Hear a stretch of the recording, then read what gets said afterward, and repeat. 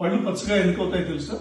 Stains, tea stains, coffee stains వల్ల, తర్వాత కొద్దిమంది టొబాకో స్టెయిన్స్ వల్ల, కొద్దిమందికి ఎనామిల్ రావడమే తక్కువగా రావడం, పంటి పై పొర ఉండే ఎనామిల్ వైట్ గా ఉంటుంది. ఆ ఎనామిల్ తక్కువగా ఉండడం వల్ల కూడా పళ్ళు పచ్చగా కనిపిస్తాయి.